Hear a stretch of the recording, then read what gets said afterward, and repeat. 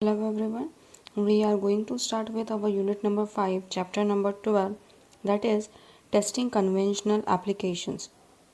In testing conventional application, first of all we will see the testability. So the software testability is simply how easily a computer program can be tested. So there are some following characteristics that leads to testability software. First one is operability. It operates cleanly. That is, the better it works, the more efficiently it can be tested. If a system is designed and implemented with quality in mind, relatively few bugs will block the execution of tests, allowing testing to progress without fits and starts. Next one is the observability. So the observability is the result of each test cases are readily observed. That is, when you what you see is what you test. So the inputs provided as a part of a testing produce distinct outputs, system states and variable and visible or equalable during execution. So incorrect output is easily identified, internal errors and automatically detected and reported. The source code is accessible. Next one is controllability. That is, the better we can control the software, the more the testing can be automated and optimized. Software and hardware stated and variables can be controlled directly by the test engineer. Test can be conventionally specified, automated and reproduced. Next one is decomposability. So by controlling the scope of testing, we can more quickly isolate problem and perform smarter testing or retesting. The software system is built from independent modules that can be tested independently. Next one is simplicity. So what is the simplicity then? The simplicity is to reduce complex architecture and logic to simplify the test. That is, the less there is to test, the more quickly we can test it. The program should exhibit functional simplicity, such as the feature set is the minimum necessity to meet requirements. The structure simplicity, architecture is modularized to limit the propagation of faults, and code simplicity. For example, a coding standard is adopted for ease of inceptions and maintenance. Next one is the stability. So the stability is the fewer the changes, the fewer the disruptions to test. That is, change to the software are infrequent, controlled when they do occur, and do not invalidate existing test. The software recovers well from the failure. Next one is understability. That is understability of the design. The more information we can or we have, the smarter we will test the architecture design, and the independencies between the internal, external and shared component are also well understood. The technical documentation is instantly accessible, well organized, specific and detailed and accurate, so the changes to the design are communicated to the test. So this is overall testability. Now next one is, what is a good test? What is the good test? So a good test has a high probability of finding an error. That is, whenever you perform the testing, they should find out any number of error. That is, the error is could be a small error to the big errors. A good test is not redundant. That is, when you perform one test, the test should need to be describe all type of the errors. That is, if you perform any looping test cases, so in that particular loop, the error should need to be detected. You should need not to perform that test again. A good test should be best of breed, or a good test should be neither too simple or not too complex. That is, whenever you perform the testing, the outcome you should design, or the you get, that should need to be a good output. That is, first one is, a good test has a high probability of finding an errors. So to achieve the goal, The tester must understand the software and attempts to develop a mental picture of how the software might fail. Ideally, the classes of failures are probed. For example, one class of potential failure in a GUI is a failure to recognize proper mouse position. A set of tests would be designed to exercise the mouse in an attempt to demonstrate an error in mouse position, that is recognition. Next one is a good test is not redundant. That is, testing time and resources are limited.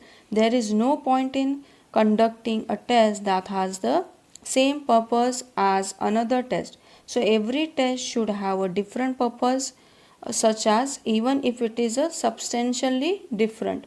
Next one is a good test should be best of the breed, that is, in a group of tests that have a similar intent, time and resource limitation may be towards the execution of only a subset of some sets or some tests. In such cases, the test has the highest likelihood of uncovering a whole class of the error should be used. Next is a good test should be neither too simple nor too complex. That is, although it is sometimes possible to combine a series of tests into one test case, the possible side effects associated with this approach may mask errors. So each test should be executed separately. Now next one is internal and external views. So any engineered product and most either things can be tested in one of the two key ways or two ways. First one is knowing the specified function that the product has been designed to perform. Tests can be conducted that demonstrate each function is fully operational while at the same time searching for the errors in each function. So here in the first way, your main focus is on the function, that what type of functions your system is going to perform and what type of functions are implemented by your system, and your system is created for which type of functions. Next one is knowing the internal working of a product. Test can be conducted to ensure that all gears mesh, that is, internal operations are performed according to specifications and all internal components have been adequately exercised. In the second view, you are going to perform all the test cases internally. The first view is the external view, that is only you are going to check at that your system is properly working or not. And the second one is what? Second one is you are checking your system or you are performing testing on your whole system, that is the internal parts of your system or internal part of your project, that you are performing the test cases and you are checking that what type of output it is providing, is it match with your requirements or not.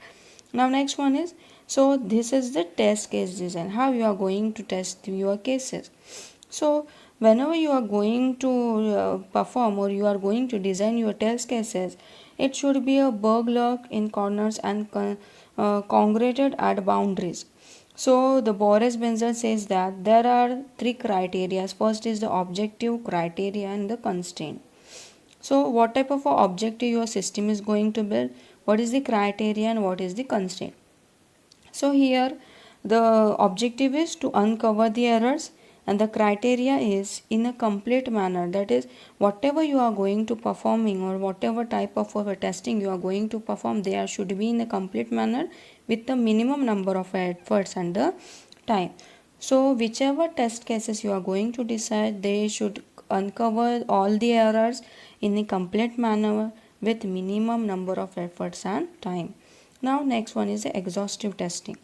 So what is the exhaustive testing? So here we are going to perform the number of the functions, what type of functions the system is going to execute it, or what type of output the system is going to obtain. See, the first one is the condition, first one is your statement. If the statement here you can see that if the first one is the statement, now next one is the statement. If the condition is true, again it will goes to the loop. If no, then it will execute this statement. Their condition, again they are going to check the conditions. If the condition is true, the left part is executed, the right part is executed. If it is false, again the same for this. If again you can complete it with the condition. So this is all. There are 10 raised to 14 possible parts. If we execute on one test per millisecond, it would take 3170 years to test this program. So this is the exhaustive testing, which can take n number of years for executing this simple loop, because there are total 10 raised to 14 conditions are there. So you are for 10 raised to 14 conditions are there, so you should need to perform the testing for these much number of years. Now next one is selective testing. This is based on the selective purpose, that is you are going to select a particular path. Here it is performing that is these particular condition is going to execute it completely or not. So exhaustive testing is more complicated for testing, so better this you use the selective testing. That is, first of all you are going to execute test this part. If it is okay, then you will check this part. If it is okay, then next part, then next part. So this type of you are going to divide your system into different sets, and you are going to test your system. Now next one is the software testing. So basically software testing is of two types, or we can test our system by two methods, that is a white box method or a black box method, or the white box testing and the black box testing. So there are some method and strategies of the white box and the black box testing. So first of all we will see what is the white box testing. So what is our goal of a white box testing is, the white box testing goal is to ensure that all statements and conditions have been executed at least or has been executed at least once. Here white box testing is nothing but performing the testing based on your condition and statements. This is the white box testing we are going to study it. In the white box testing they perform, there are the high cover, that is logic errors and incorrect assumptions are inversely proportional to the parts execution and probability. So here in the white box testing we can say that we often believe that a path is not likely to be executed in a manner to be in fact reality is often counter initiative. Next one is there is a typographical errors are random. It is likely that untested parts will contain some errors also.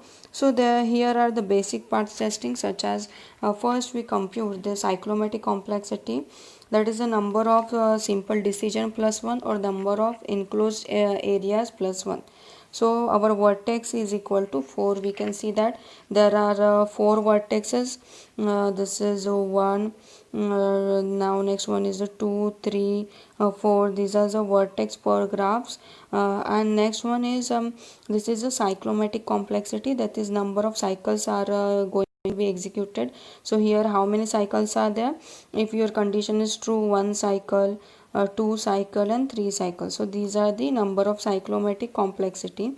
So number of industry studies have indicate that the higher your vertex per graph, the higher the probability of the errors. So you should need to create a system with a less number of the vertex. So models in this range area are more prone. This is the more prone areas of errors, and here system is providing the good quality. Now next one is a basic path testing. So here how we are going to test the paths. So paths are going to be tested, such as this is the first condition, second, third, fourth, fifth, sixth and seventh. So we derive the independent paths such as the vertex per graphs. We can divide it as in the 4 paths. First one is there is a path from 1 2, next one is the 3, next one is the 6 and next one is 7 and the last part. So this could be a one flow, or the next flow could be as this is the 1 2 next one is the 3, next one is the 5, next one is the 7, and next one is the 8. So likewise there, here are the total 4 parts. The last part, if the condition is of the left side is true, then this could be for 1, 2, 4, and here it is 7. If again the condition is false, then you can go in the loop, such as again from 7 to you can go to second condition. Now next one is the fourth condition, now next one is the seventh condition, and if the condition true, you can go to the exit state. So there are the 4 vertices, then you can derive the 4 paths. Now next one is a basic path testing noted, such as you don't need a flow chart, but the picture will help when you trace the program path. So this is the program path, a structure which can provide, or which can you give you the simple representation of a path calculation. Now count each simple logical test, compound test, count, and 2 or more, or the basic path testing should be applied to critical modules. Next one is the deriving test cases. So how we can going to derive the test cases? The test cases, we previously say that the test cases should be easy, should be simple to understand. So summarizing the test cases are using the design or the code as a foundation. Draw a corresponding flow graph. Determine the cyclomatic complexity of the resultant flow graph. Determine a basic set of linearly independent paths, or prepare test cases that will force execution of each path in the best set. Now next one is a graph matrix. So the graph matrix are, a graph matrix is a square matrix whose size is the number of rows and the column is equal to the number of nodes on a flow graph. Each row of the column corresponding to an identified node, and matrix entries corresponding to connections between the nodes. By adding a link weight to each matrix entry, the graph matrix can become a powerful tool for equivalent program control structure during the testing. Next one is a control structure testing. So it is of a two type. First one is a condition testing, and next one is the data flow testing. This is the condition, that is if A is greater than the B, then the data flow is, if the condition is true, then print the value of A, otherwise print the value of B. So the condition testing is a test cases design method that exercises the logical conditions contained in a program module. And the data flow testing is select state path of a program according to the location of definitions and uses of the variables in the program. Here we will see one example, such as we are giving the condition as if A is greater than B. If A is greater than B, then we can print it as print the value of A, print the value of A, otherwise print the value of B.